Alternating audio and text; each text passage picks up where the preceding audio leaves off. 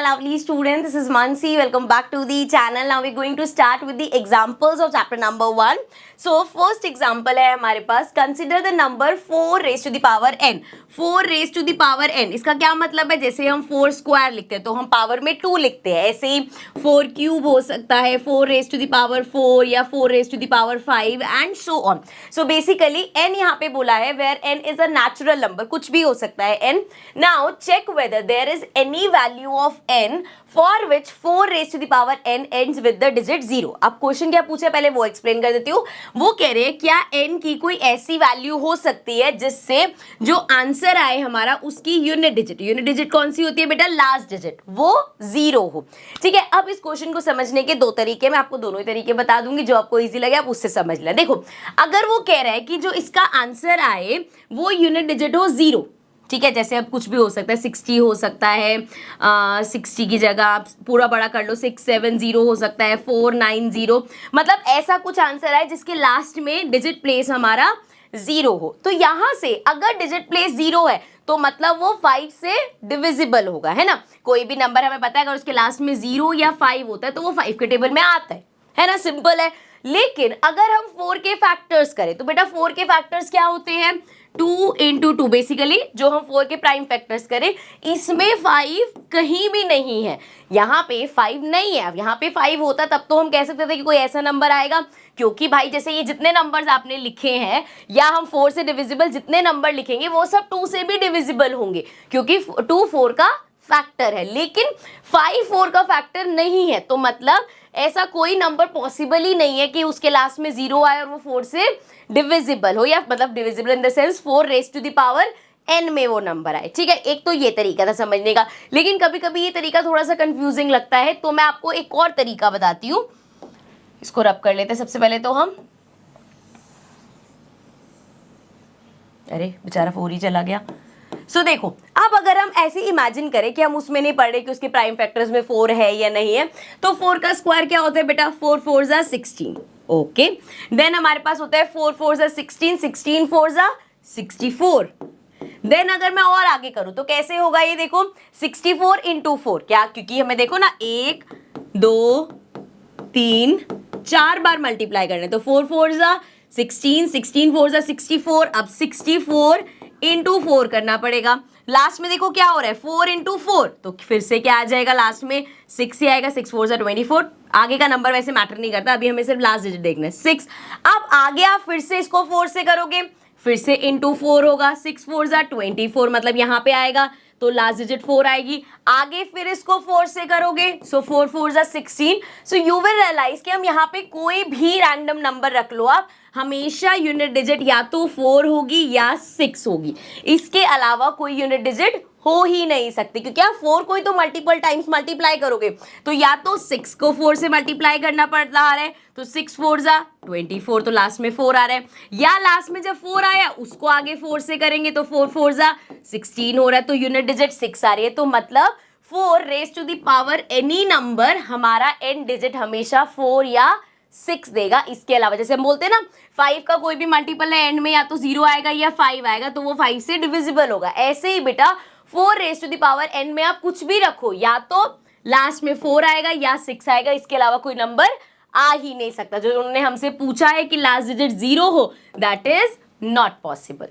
ठीक है, समझ में आ गया? दोनों तरीकों से समझ में आ गया. चलो आगे बढ़ते हैं, नेक्स्ट क्वेश्चन देखते हैं.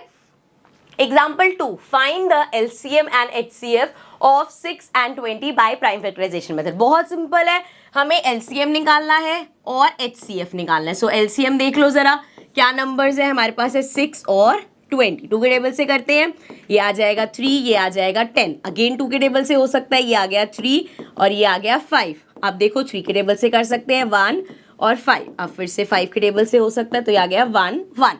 सो LCM क्या आ गया हमारे पास? 2 raise to the power 2 into में 3 इंटू में 5. तो ये क्या हो जाएगा? 2 2 जा 4, 4 3 जा 12, 12 5 जा 60. सो हमारा LCM आ गया 60. ठीक है, HCF के लिए क्या करते हैं बेटा? हम सिंपल दोनों नंबर्स को अलग अलग लिख लो. क्या नंबर्स थे? 6 और 20. 2 से करेंगे 3 आ जाएगा, 3 से करेंगे 1 आ जाएगा, 2 से करेंगे 10 आ जाएगा, फिर से 2 से करेंगे 5 आ जाएगा एंड 1 आ गया. ठीक है, अब देख लो जरा इसमें कॉमन क्या है? यहाँ पे भी 2 है, यहाँ पे भी 2 है, तो देयरफॉर हमारा HCF हो गया 2। ठीक है, LCM आ गया 60 एंड HCF इज 2। यही दो चीजें क्वेश्चन में पूछी थी, दोनों हो गई। चलो भाई आगे चलते हैं। थर्ड एग्जांपल है, find the HCF of 96 and 404 by prime factorisation method, hence find their LCM। अब इन्होंने ऐसे क्यों लिखा, हेंस फाइंड देयर, नॉर्मल भी तो लिख सकते थे। मतलब LCM को निकालने के लिए आपको प्राइम फैक्टराइजेशन मेथड यूज करने की जरूरत नहीं है। कैसे निकालेंगे वो भी देख लेंगे, पहले फाइंड करते हैं इसका HCF। सो HCF निकालने के लिए क्या करेंगे, हम यहाँ पे ले लेते हैं 96 को एंड इधर ले लेते हैं 404 को। ठीक है, स्टार्ट करें। कहां से आ गया, अरे चलो 2 से स्टार्ट करते हैं इसको। ये आ जाएगा 2 इंटू 4 करेंगे 8 आ जाएगा, बचा 16। सो 2 इंटू 8 इज 16। फिर से 2 से कर दो, ये आ गया 2 4, देन 2 से कर दो, ये आ जाएगा 12। इसको नीचे ले जाओ। देन 2 से करेंगे, ये आ जाएगा 6। 2 से करेंगे 3 आ जाएगा, 3 से करोगे 1 आ जाएगा। ठीक है, सो ये सारे आ गए। अब 404 को करेंगे 2 से स्टार्ट। देखो देखते ही ना आपके दिमाग में आ सकता है कि इसको 4 से कर लेते हैं, लेकिन हमेशा याद रखना है बेटा, यहाँ पे प्राइम नंबर्स आते हैं। अगर आप इधर 4 ले लोगे, एलसीएम नहीं है ये, वैसे तो एलसीएम में भी नहीं लेना होता, प्राइम फैक्टर्स ही लेने होते हैं। लेकिन अगर आप 4 ले लोगे तो अगर इसमें कॉमन फैक्टर ढूंढने जाओगे तो 4 तो 2 इंटू 2 होता है। अगर आपने यहाँ 4 लिख रखा होगा तो कॉमन फैक्टर नहीं मिलेगा, इसलिए ध्यान रखना है। ठीक है, चलो 2 से करा तो ये आ गया 202 एंड देन अगेन 2 से हो सकता है, ये आ जाएगा 101। अब 101 एक प्राइम नंबर होता है। ठीक है, तो हमें इसे 101 से ही करना पड़ेगा। सो ये आ जाएगा 1। और अब अगर इसके हाईएस्ट कॉमन फैक्टर देख लो भाई क्या क्या है, यहाँ पे भी 2 है, यहाँ पे भी 2 है, इधर भी 2 है, इधर भी 2 है। सो देयरफॉर हमारा HCF हो जाएगा 2 एक बार कॉमन, 2 एक और बार कॉमन, तो 2 स्क्वायर विच इज 4। सो हमारा HCF आ गया 4। अब एक तो है भाई एलसीएम कैसे निकालते हैं, 96 404 को साथ में लिया और एलसीएम निकालते हैं, लेकिन यहाँ पे ऐसे बोला गया कि HCF निकालना है प्राइम फैक्टराइजेशन मेथड से, हेंस फाइंड देयर एलसीएम। सो हमें एक और रिलेशनशिप पता है और वो ये है कि प्रोडक्ट ऑफ नंबर्स, कौन से नंबर्स बेटा, जो यहाँ पे हमें ये दो नंबर्स दे रखे हैं। So product of numbers is always equal to LCM into HCF। So करना क्या है, प्रोडक्ट ऑफ नंबर्स इक्वल होता है एलसीएम इनटू HCF के। अब यहाँ पे हमें पता है नंबर्स क्या है, हमारे पास है 96 इंटू में 404, ये दो नंबर्स हैं। एंड एलसीएम तो अभी हमें निकालना है, हमने निकाला नहीं, इनटू HCF अभी हमने निकाला 4 है। ठीक है, अब एक तो है कि आप पहले मल्टीप्लाई कर लो इनको, देन 4 से डिवाइड कर लो, लेकिन हम क्यों कैलकुलेशन बढ़ाएं, इसको एज इट इज लिखते हैं अभी। एंड 4 वहां मल्टीप्लाई और इधर आके डिवाइड हो जाएगा, अपॉन में 4 आ गया, इक्वल्स टू एलसीएम की इक्वल हो गई, ये कैंसिल हो जाएगा, 101 आ जाएगा। अब 101 को 96 से मल्टीप्लाई अगर हम कर देंगे तो हमारा एलसीएम आ जाएगा। ठीक है, मल्टीप्लाई कर लें, इसको साइड करते हैं। सो वी हैव 101, इसको मल्टीप्लाई कर रहे हैं हम 96 से, ये आ जाएगा 6 1 6, 6 0 0, 6 1 6 अगेन 9 1 9, 9 0 0, 9 1 9 अगेन। सो ये आ गया 6, ये आ गया 9, ये आ गया 6, ये आ गया 9। सो हमारे पास आंसर आ गया 9696। तो दिस इज दी एलसीएम। ठीक है बेटा, समझ में आ गया। सो हमने क्या किया, HCF अपना प्राइम फैक्टराइजेशन मेथड से निकाला एंड देन उस HCF की हेल्प से हमने LCM निकाला। तो क्वेश्चन ऐसे भी आए थे कि आपको क्वेश्चन में दो नंबर्स दे दिए और उनका HCF दे दिया, बताओ LCM क्या है, तो आप डायरेक्ट इस वाले मेथड से निकाल सकते हो। ठीक है, चलो नेक्स्ट क्वेश्चन पे, नेक्स्ट एग्जाम्पल पे चलते हैं। नेक्स्ट एग्जाम्पल 4 है, find the HCF and LCM of this using prime factorisation method. Simple, इसमें तो दोनों को ही हमने प्राइम फैक्टराइजेशन से निकालना है। सो HCF से स्टार्ट कर लेते हैं चलो इस बार। सो किस किस का है, we have 6, then we have 72 and then we have 120। ठीक है, सो इसको 2 से स्टार्ट करते हैं, ये आ जाएगा 3, इसको फिर 3 से करना पड़ेगा, आ गया 1। यहाँ पे 2 से करेंगे तो ये आ जाएगा 2 3 6, 12 बचा 6 से। अब फिर से 2 से हो सकता है, ये आ जाएगा 2 1 2, 3 की जगह 2 लिया, 16 बन गया, ये आ गया 18। फिर से 2 से कर देंगे तो ये हमारा हो जाएगा 9। अब 2 से नहीं होगा, 3 से करना पड़ेगा। सो ये आ गया 3 3 एंड 1। ठीक है, क्लियर यहाँ तक।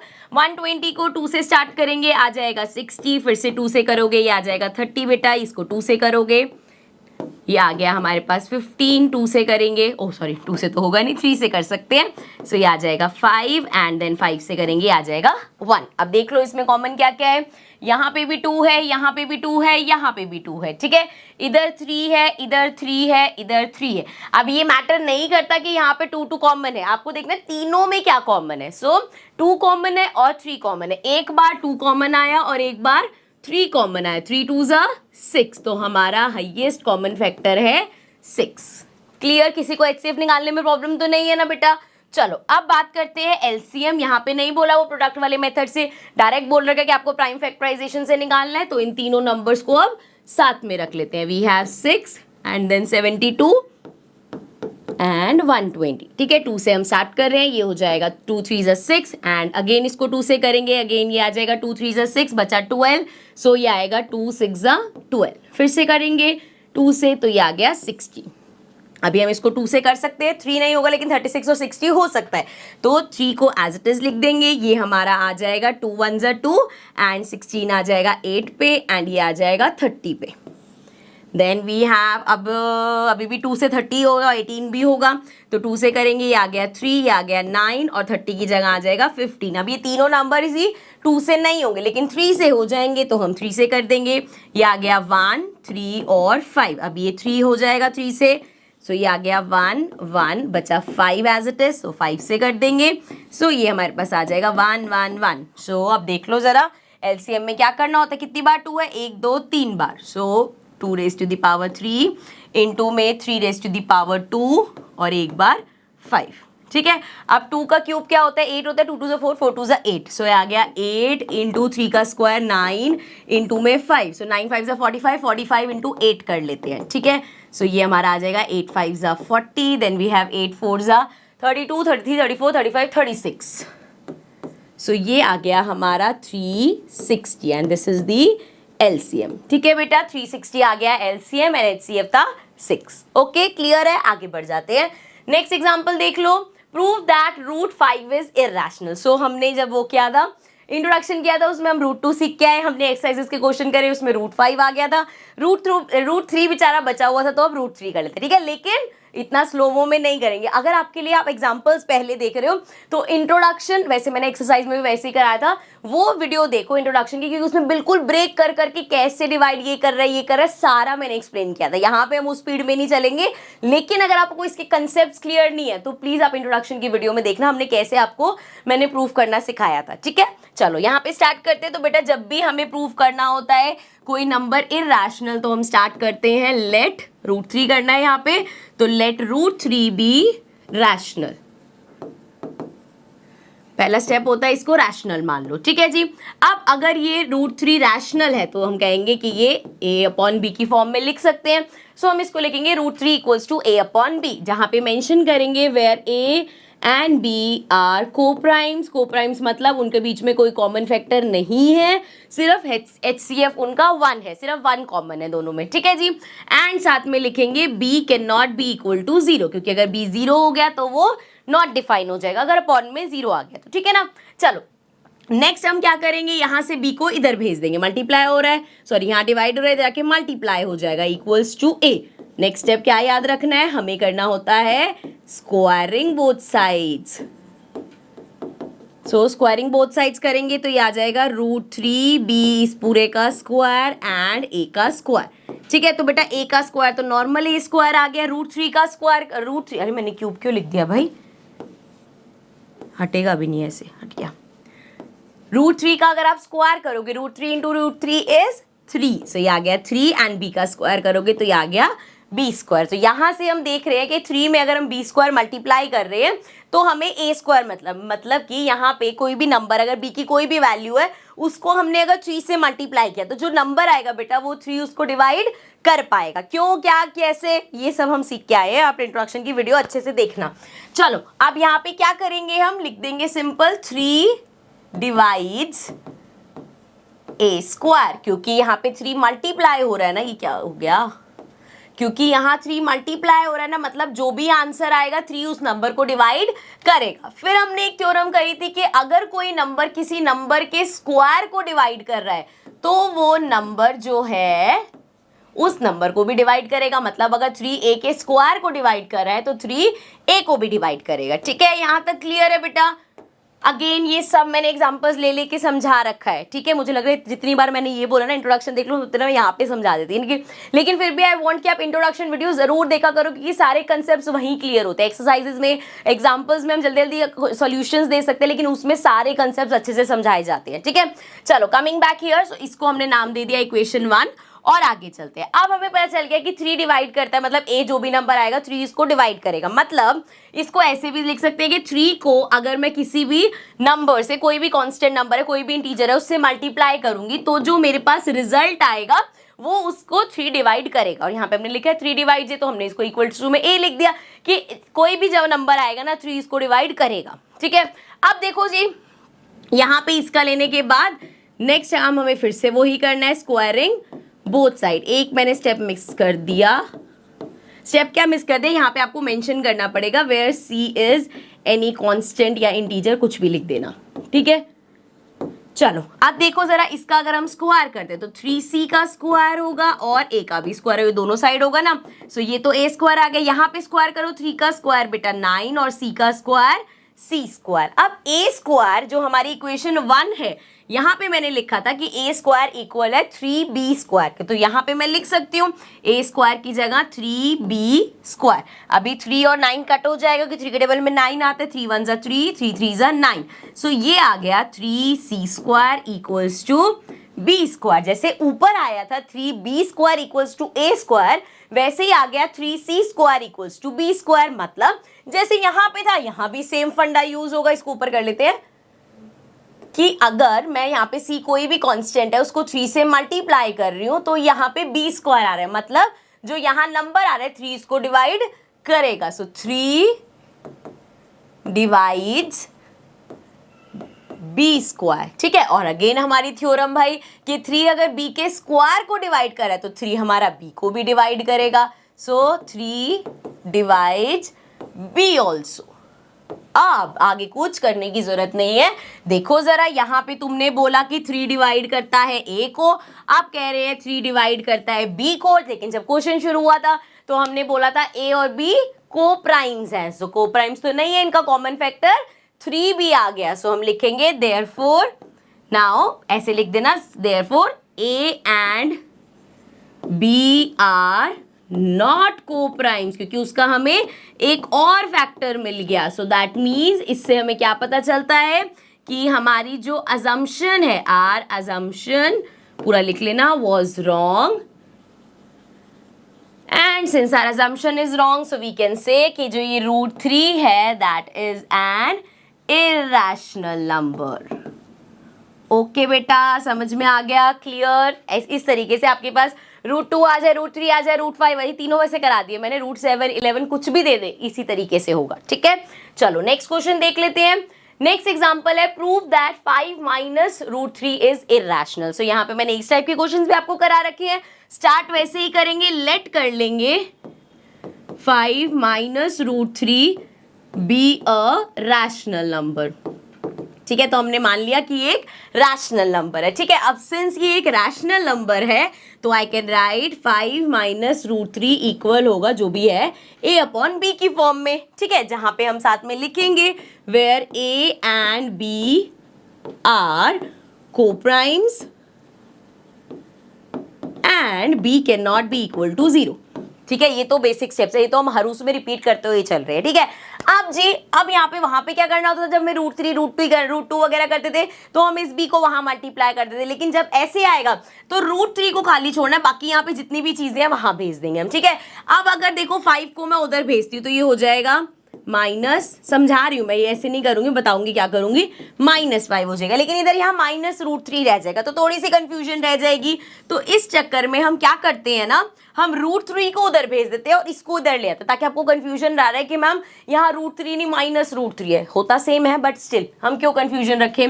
सो ये हो जाएगा 5 एंड ये आपका प्लस का इधर जाके हो जाएगा -a upon b equals to √3। आप इसको ऐसे भी कर सकते हो कि √3 को, अरे √5 क्यों लिख दिया मैंने, अच्छा यार √3।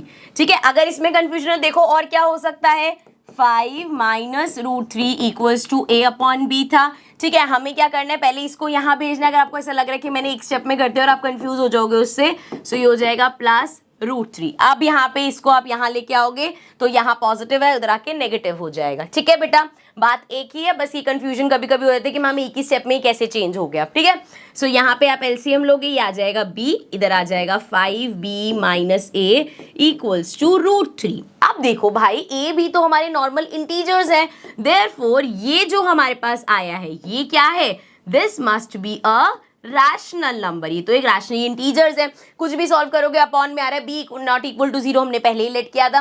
सो ये वाला पार्ट है रैशनल, और इधर रूट 3 है जो कि हमें पता है इरैशनल नंबर होता है। सो ये तो यहाँ पे गलत चीज होगी कि इधर रैशनल लिखा है उधर रैशनल लिखा है, तो गलत चीज लिखी हुई है। सो देयरफॉर हम लिख सकते हैं दिस कॉन्ट्राडिक्ट्स द फैक्ट कि ये हमारा रैशनल है कि और ये इरैशनल है। ठीक है, ये हमें पता है, since we know that root 3 is irrational, therefore these can not be equal, and since ये इक्वल नहीं हो सकते तो जो हमारी अजम्पशन थी that was incorrect, which means 5 minus root 3 is an irrational number. Okay, clear. चलो नेक्स्ट क्वेश्चन देखते हैं फटाफट से। इसमें हमें करना है prove that 3 root 2 is irrational. Again same चीज करनी है। सो अब अगेन क्या करेंगे, स्टार्ट कैसे करते हैं बेटा, लेट क्या दे रखा है, 3 रूट 2 बी रैशनल। सो हमने लेट कर लिया कि ये हमारा एक रैशनल नंबर है। तो अगर ये रैशनल नंबर है सो हम इसको लिख सकते हैं कि ये इक्वल होगा a अपॉन बी फॉर्म में, a upon B where a and b are coprimes. Coprimes बोले तो क्या मतलब है कि इनका कोई भी कॉमन फैक्टर नहीं है 1 के अलावा, and b is not equal to 0। ठीक है, क्लियर, यहाँ तक कोई टेंशन नहीं है। अब देखो जरा, अब हमें क्या करना होता है इस टाइप के क्वेश्चंस में, यहाँ से 3 जो है एक्स्ट्रा, रूट 2 खाली छोड़ा है, 3 को उधर भेज दो। सो ये हो जाएगा रूट 2 इक्वल्स टू 3 इधर मल्टीप्लाई हो रहा है, यहाँ पे आके डिवाइड हो जाएगा। तो ये b के साथ आ गया। ठीक है, अब देखो भाई, ये जो है ये मेरा रैशनल नंबर है, क्लियर दिख रहा है मुझे, a और b मैंने बोला कोप्राइम्स है, एंड साथ में हमें पता है इंटीजर्स कोई भी मान लो, तो ये मेरा रैशनल है। अब अगर ये रैशनल है तो इसका मतलब ये अगर इसकी इक्वल लिखा है तो ये भी रैशनल हो गया, लेकिन ये तो हम दिस कॉन्ट्राडिक्ट्स द फैक्ट कि ये रूट 2 हमारा इरैशनल होता है बेटा। तो ये मतलब LHS इक्वल टू RHS नहीं है, मतलब अगेन हमारा अजम्पशन रॉन्ग था, therefore we can say 3 root 2 is an irrational number. ठीक है, चलो इसी के साथ इतने से छोटे से ही हमारे एग्जाम्पल्स थे, इसके साथ हमारे एग्जाम्पल्स होते हैं complete, and I really hope कि आपको चैप्टर इजी लगा हो। मुझे पता है अभी रूट 2 वाला रूट 3 वाला प्रूव करने वाला कंसेप्ट नया है तो मुश्किल लग सकता है, बट ट्रस्ट मी आगे जाके आपको लगेगा कि यार ये तो 4-5 बार जब कर लोगे ना तो लगेगा अरे ये तो बहुत ईजी है यार, 10th में ये चैप्टर डिजर्व नहीं करता आना, इतना ईजी चैप्टर है ये। ठीक है, चलो अब मिलेंगे हम फाइनली, हमारा चैप्टर 1 होता है कंप्लीट। लास्ट एक्सरसाइज वीडियो में मैंने कहा था अभी एग्जाम्पल्स बचे हैं, सो अब एग्जाम्पल्स भी हो गए तो NCERT हमने पूरी घोल के कंप्लीट कर दी है। ठीक है, अब यही जो चीज हमने इसमें करी है सभी चैप्टर्स के साथ करते हुए चलेंगे। नेक्स्ट चैप्टर होने वाला है polynomials, so will start the next chapter but in the next session of course. So I will see you all in the next video. अगर आपके पास कोई भी फीडबैक है, कुछ पूछना है तो आप प्लीज नीचे कमेंट में मेंशन कर देना। Okay, so I will see you all in the next video, till then take care and bye.